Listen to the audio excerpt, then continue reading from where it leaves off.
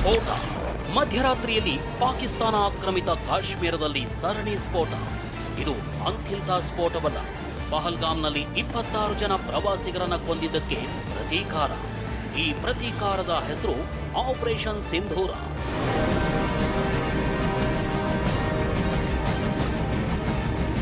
ಕಾಶ್ಮೀರದ ಪಹಲ್ಗಾಮ್ನಲ್ಲಿ 26 ಪ್ರವಾಸಿಗರನ್ನ ಗುಂಡಿಕ್ಕಿ ನಿರ್ದಯವಾಗಿ ಕೊಂದ ಉಗ್ರರ ವಿರುದ್ಧ ಭಾರತೀಯ ಸೇನೆ ಪ್ರತೀಕಾರ ತೀರಿಸಿಕೊಂಡಿದೆ. ಭಾರತೀಯ ಸೇನೆ ಮಧ್ಯರಾತ್ರಿ 1:30 ಸುಮಾರಿಗೆ ಪಿಒಕೆಯಲ್ಲಿ ಆಪರೇಷನ್ ಸಿಂಧೂರ ಹೆಸರಿನಲ್ಲಿ ಉಗ್ರರ ನೆಲೆಗಳ ಮೇಲೆ ದಾಳಿ ನಡೆಸಿದೆ. ಪಿಒಕೆಯಲ್ಲಿ ಉಗ್ರರು ಅಡಗಿದ್ದ 9 ನೆಲೆಗಳನ್ನು ಧ್ವಂಸಗೈದಿದೆ. ಆಪರೇಷನ್ ಸಿಂಧೂರ ಕಾರ್ಯಾಚರಣೆಯಲ್ಲಿ 80ಕ್ಕೂ ಹೆಚ್ಚು ಉಗ್ರರು ಬಲಿಯಾಗಿದ್ದಾರೆ.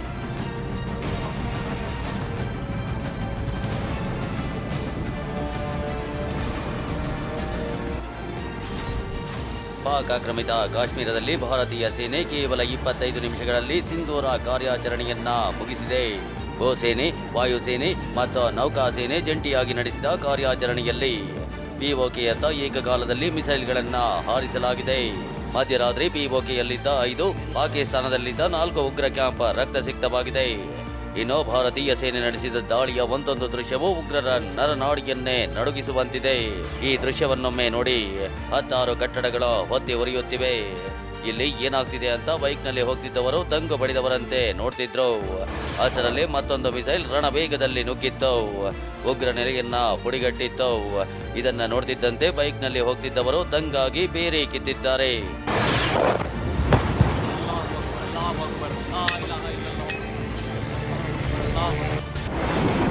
ಭಾರತೀಯ ಸೇನೆ ಒಟ್ಟು 9 ಉಗ್ರರ ನೆಲೆಗಳನ್ನ ಉಡೀಸ್ ಮಾಡಿದೆ. ಪಾಕ್ ಆಕ್ರಮಿತ ಕಾಶ್ಮೀರದ 5 ಉಗ್ರರ ಅಡಗುತಾಣಗಳು ಮತ್ತು ಪಾಕಿಸ್ತಾನದ 4 ಉಗ್ರರ ಅಡಗುತಾಣಗಳನ್ನು ಧ್ವಂಸಗೈಯಲಾಗಿದೆ.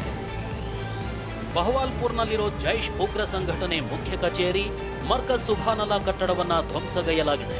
ಮುರಿದ್ಕೆಯಲ್ಲಿರೋ ಲಷ್ಕರ್ ಕ್ಯಾಂಪ್ ಮರ್ಕಜ್ ತೊಯ್ಬಾ ನೆಲೆಯನ್ನ ಉಡೀಸ್ ಮಾಡಲಾಗಿದೆ. ಸರ್ಜಲ್ನಲ್ಲಿರೋ ತೆಹರಾ ಕಲಾನ್ ಕಟ್ಟಡ, ಸಿಯಾಲ್ಕೋಟ್ನ ಮಹಮೋನಾ ಜೋಯಾ ಕಟ್ಟಡ, ಬರ್ನಾಲಾದ ಉಗ್ರ ಸಂಘಟನೆ ತರಬೇತಿ ಕೇಂದ್ರವಾಗಿದ್ದ ಮರ್ಕಜ್ ಅಹ್ಲೆ ಹದೀದ್ ಕಟ್ಟಡ, ಕೋಟ್ಲಿಯಲ್ಲಿ ಲಷ್ಕರ್ ಉಗ್ರ ಸಂಘಟನೆ ತರಬೇತಿ ಕೇಂದ್ರವಾಗಿದ್ದ ಮರ್ಕಜ್ ಅಬ್ಬಾಸ್ ನೆಲೆ, ಕೋಟ್ಲಿಯ ಮಸ್ಕರ್ ರಹೀಲ್ ಸಾಹಿದ್ ನಿವಾಸ, ಮುಜಾಫರಾಬಾದ್ನ ಶವೈ ನಲ್ಲಾ ಕ್ಯಾಂಪ್ ಹಾಗೂ ಮುಜಾಫರಾಬಾದ್ನ ಸೈದ್ನಾ ಜಲಾಲ್ ಕ್ಯಾಂಪುಗಳನ್ನು ಭಾರತೀಯ ಸೇನೆ ನೆಲಸಮ ಮಾಡಿದೆ. ಭಾರತೀಯ ಸೇನೆ ಧ್ವಂಸಗೈದ 9 ನೆಲೆಗಳು ಸಾಮಾನ್ಯ ನೆಲೆಗಳಲ್ಲ. ಭಾರತದ ಮೇಲೆ ಮತ್ತೆ ಮತ್ತೆ ದಾಳಿ ಮಾಡ್ತಿದ್ದ ಉಗ್ರರು ಇದೇ ನೆಲೆಗಳಲ್ಲಿ ಕುಳಿತು ಪ್ಲಾನ್ ಮಾಡ್ತಿದ್ರು. ಇದೇ ನೆಲೆಗಳಲ್ಲೇ ತರಬೇತಿ ಪಡೆದುಕೊಳ್ತಾ ಇದ್ರು. ಬಹಲ್ಪುರ್ನ ಮರ್ಕಜ್ ಸುಬಾನ ಅಲ್ಲಾ ಕಟ್ಟಡ ಜೈಷೆ ಮೊಹಮ್ಮದ್ ಸಂಘಟನೆಯ ತರಬೇತಿ ಕೇಂದ್ರವಾಗಿತ್ತು. 2019 ಫೆಬ್ರವರಿ 14 ಪುಲ್ವಾಮಾ ದಾಳಿಗೆ ಉಗ್ರರು ಇಲ್ಲೇ ಕುಳಿತು ಪ್ಲಾನ್ ಮಾಡಿದ್ರು.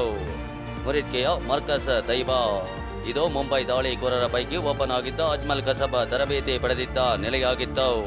ಪಾಕಿಸ್ತಾನದ ಪಂಜಾಬ್ನ ನರೋಬಲ್ ಜಿಲ್ಲೆಯಲ್ಲಿರೋ ತೆಹರಾ ಕಲನ್ ಜೈಷೆ ಮೊಹಮ್ಮದ್ ಸಂಘಟನೆಯ ಲಾಂಚಿಂಗ್ ಸೌಲಭ್ಯ ಹೊಂದಿದ್ದ ನೆಲೆಯಾಗಿತ್ತು. ಸಿಯಾಲ್ಕೋಟ್ನ ಮೆಹಮೂನಾ ಜೋಯಾ ಹಿಜ್ಮಲ್ ಮುಜಾಹಿದ್ದೀನ್ ಉಗ್ರರು ಈ ನೆಲೆಯನ್ನ ಜಮ್ಮುವಿಗೆ ನುಸುಳಲು ಬಳಸ್ತಾ ಇದ್ರು.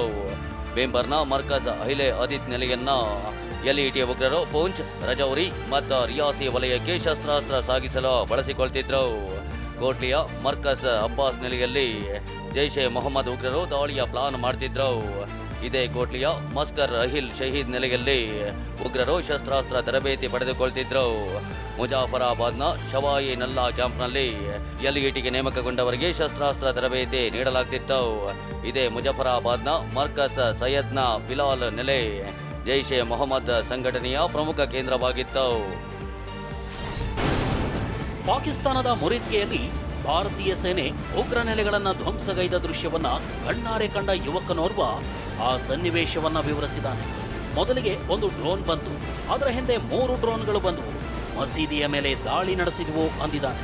12:45 का टाइम था तो हम सोए हुए थे. एक ड्रोन आया और सीधा वो उसकी थोड़ी सी हाइट ऊपर थी. उसके बाद 3 ड्रोन आए हैं. वो तीनों का ताकुब मस्जिद थी, उन्होंने मस्जिद पर हमला किया, जिससे मस्जिद का सेन, मस्जिद के आगे एडमिनिस्ट्रेटिव ऑफिस और उसके आगे मस्जिद की छत बहुत सारी तबाह हो गई थी. ಭಾರತೀಯ ಸೇನೆ ಉಗ್ರರ ನೆಲೆಗಳ ಮೇಲೆ ನಡೆಸಿದ ದಾಳಿಯಲ್ಲಿ ಜಾಗತಿಕ ಭಯೋತ್ಪಾದಕ ಮೋಸ್ಟ್ ವಾಂಟೆಡ್ ಉಗ್ರ ಮಸೂದ್ ಅಜರ್ನ ಕುಟುಂಬವೇ ನಿರ್ನಾಮವಾಗಿದೆ. ಮಸೂದ್ ಅಜರ್ನ ಕುಟುಂಬ ಬಹಾವಲ್ಪುರದಲ್ಲಿದ್ದ ಜೆಇಎಂ ಪ್ರಧಾನ ಕಚೇರಿಯಲ್ಲೇ ವಾಸವಿದ್ದವು. ಆದರೆ ಭಾರತೀಯ ಸೇನೆ ಸಿಂಧೂರ ಕಾರ್ಯಾಚರಣೆ ವೇಳೆ ಈ ಕಚೇರಿಯನ್ನ ಧ್ವಂಸಗೈದಿದೆ. ಕ್ಷಿಪಣಿಗಳನ್ನು ಉಡಾಯಿಸಿ ಜೆಇಎಂ ಕಚೇರಿಯನ್ನೇ ಛಿದ್ರಗೊಳಿಸಿದೆ.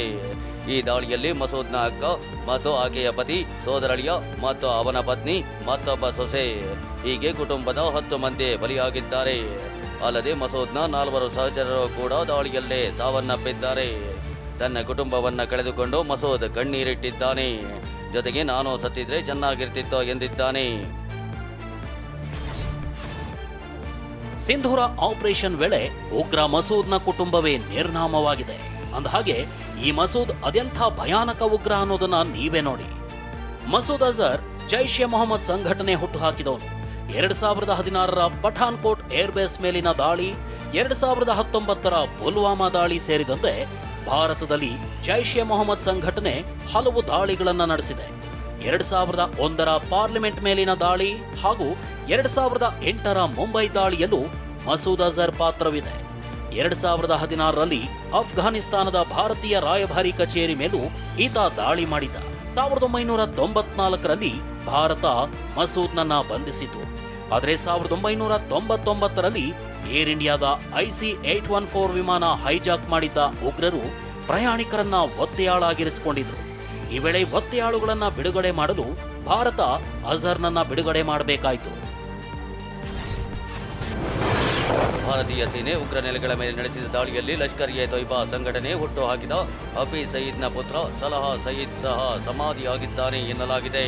ಮುಜಾಫರಾಬಾದ್ನಲ್ಲಿದ್ದ LET ತರಬೇತಿ ಕೇಂದ್ರದ ಉಸ್ತುವಾರಿಯನ್ನ ಇದೇ ಸಲಾಹ್ ಸಯೀದ್ ನೋಡಿಕೊಳ್ತಿದ್ದ. ಸದ್ಯ ಈ ತರಬೇತಿ ಕೇಂದ್ರವನ್ನ ಭಾರತೀಯ ಸೇನೆ ಸಂಪೂರ್ಣ ನೆಲಸಮ ಮಾಡಿದೆ. ಕಟ್ಟಡದ ಮೇಲೆ ದಾಳಿ ನಡೆಸಿದ ವೇಳೆ ಸಲಾಹ್ ಸಯೀದ್ ಕಟ್ಟಡದಲ್ಲಿಯೇ ಇದ್ದಿರಬಹುದು ಅಂತ ಶಂಕಿಸಲಾಗಿದೆ. ಈ ಬಗ್ಗೆ ಅಧಿಕೃತ ಮಾಹಿತಿ ಲಭ್ಯವಾಗಿಲ್ಲ.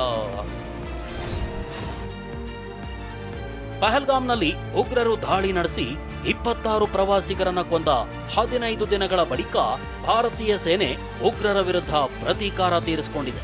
ಹಾಗಾದ್ರೆ ಕಳೆದ 15 ದಿನಗಳಲ್ಲಿ ಏನೆಲ್ಲ ಆಯಿತು ಅನ್ನೋದನ್ನ ನೋಡಿದ್ರೆ, ಏಪ್ರಿಲ್ 22ರಂದು ಕಾಶ್ಮೀರದ ಪಹಲ್ಗಾಮ್ನಲ್ಲಿ ಉಗ್ರರು 26 ಪ್ರವಾಸಿಗರನ್ನ ಗುಂಡಿಟ್ಟು ಕೊಂದ್ರು.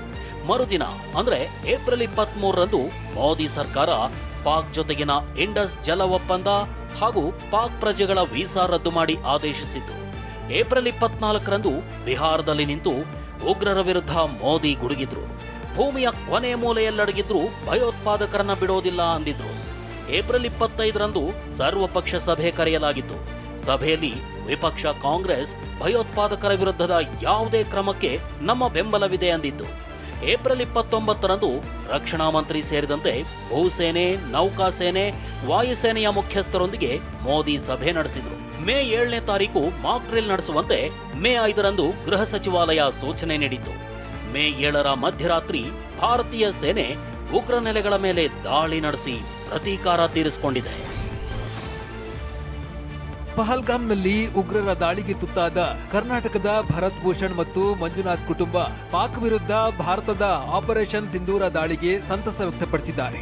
ಉಗ್ರರ ದಾಳಿಗೆ ಜೀವತೆತ್ತ ಭರತ್ ಭೂಷಣ್ ಸಹೋದರ ಪ್ರೀತಮ್ ಸರ್ಕಾರದ ಕೆಲಸವನ್ನ ಕೊಂಡಾಡಿದ್ದಾರೆ.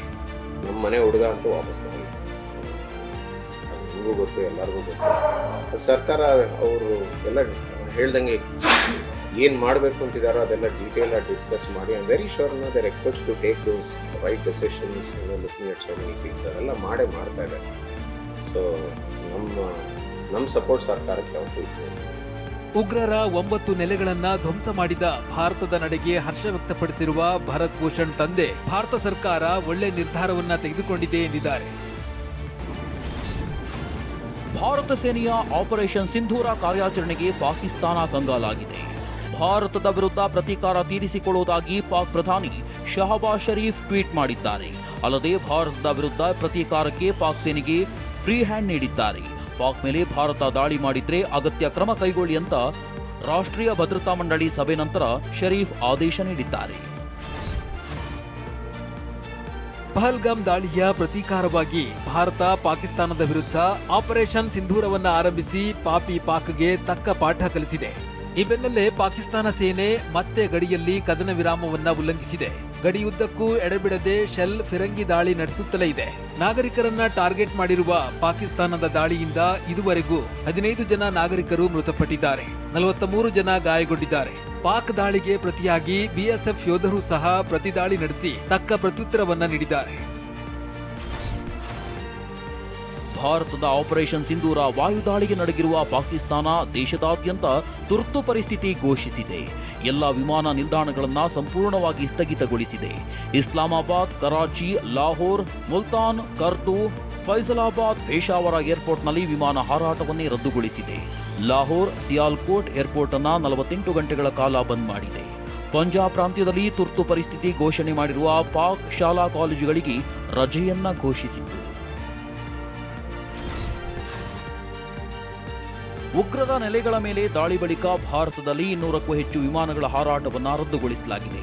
ಗಡಿ ಸಮೀಪದ ರಾಜ್ಯಗಳಾದ ಪಂಜಾಬ್, ಗುಜರಾತ್ನ ಕನಿಷ್ಠ 18 ವಿಮಾನ ನಿಲ್ದಾಣಗಳನ್ನು ತಾತ್ಕಾಲಿಕವಾಗಿ 12 ಗಂಟೆಗಳವರೆಗೆ ಬಂದ್ ಮಾಡಲಾಗಿದೆ. ಉದ್ವಿಗ್ನ ಪರಿಸ್ಥಿತಿ ಹಿನ್ನೆಲೆ ಬೆಂಗಳೂರಿನಿಂದ 5 ನಗರಗಳಿಗೆ ತೆರಳಬೇಕಿದ್ದ ವಿಮಾನ ಹಾರಾಟವನ್ನು ಮುಂಜಾಗ್ರತಾ ಕ್ರಮವಾಗಿ ರದ್ದುಗೊಳಿಸಲಾಗಿದೆ. ಮತ್ತೊಂದೆಡೆ ಪ್ರಧಾನಿ ನರೇಂದ್ರ ಮೋದಿ ಯುರೋಪ್ ಪ್ರವಾಸವನ್ನೇ ಕ್ಯಾನ್ಸಲ್ ಮಾಡಿದ್ದಾರೆ. ಭಾರತ ಪಾಕ್ ನಡುವೆ ಉದ್ವಿಗ್ನ ಪರಿಸ್ಥಿತಿ ನಿರ್ಮಾಣವಾಗಿದೆ. ಈಗಾಗಲೇ ದೇಶದಾದ್ಯಂತ ಯುದ್ಧದ ಭೀತಿ ಶುರುವಾಗಿದ್ದು ಎಲ್ಲ ಕಡೆ ಕಟ್ಟೆಚ್ಚರ ವಹಿಸಲಾಗಿದೆ. ವಿಡಿಯೋ ಕಾನ್ಫರೆನ್ಸ್ ಮೂಲಕ ಕೇಂದ್ರ ಗೃಹ ಸಚಿವ ಅಮಿತ್ ಶಾ ಗಡಿ ರಾಜ್ಯಗಳ ಜೊತೆಗೆ ಸಭೆ ನಡೆಸಿದ್ದಾರೆ. ಉತ್ತರ ಪ್ರದೇಶದಲ್ಲಿ ಈಗಾಗಲೇ ಹೈ ಅಲರ್ಟ್ ಘೋಷಿಸಲಾಗಿದ್ದು ಹೆಚ್ಚುವರಿ ಭದ್ರತೆಯನ್ನ ನಿಯೋಜಿಸಲಾಗಿದೆ. ಕೆಲ ವಾಯು ಮಾರ್ಗಗಳಲ್ಲಿ ವಿಮಾನ ಸಂಚಾರ ನಿರ್ಬಂಧವಾಗಿದೆ.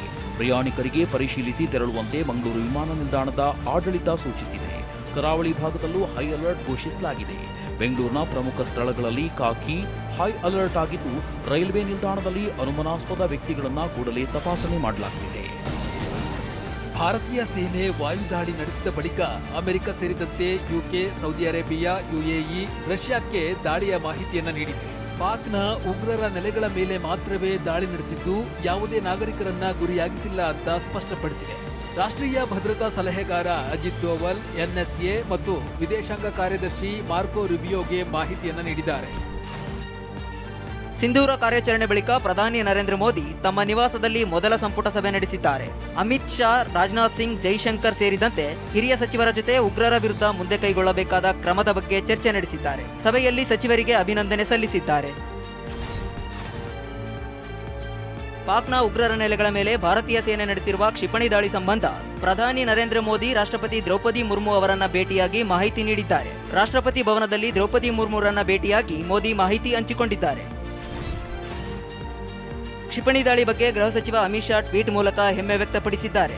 ಪಹಲ್ಗಾಮ್ನಲ್ಲಿ ನಮ್ಮ ಮುಗ್ಧ ಸಹೋದರರ ಕ್ರೂರ ಹತ್ಯೆಗೆ ಭಾರತ ನೀಡಿದ ಪ್ರತಿಕ್ರಿಯೆ ಆಪರೇಷನ್ ಸಿಂಧೂರ ಎಂದಿದ್ದಾರೆ. ಅಲ್ಲದೆ ಯಾವುದೇ ದಾಳಿಗೆ ಪ್ರತಿಕ್ರಿಯೆ ನೀಡಲು ಬದ್ಧ ಎಂದು ಅಮಿತ್ ಶಾ ಟ್ವೀಟ್ ಮಾಡಿದ್ದಾರೆ.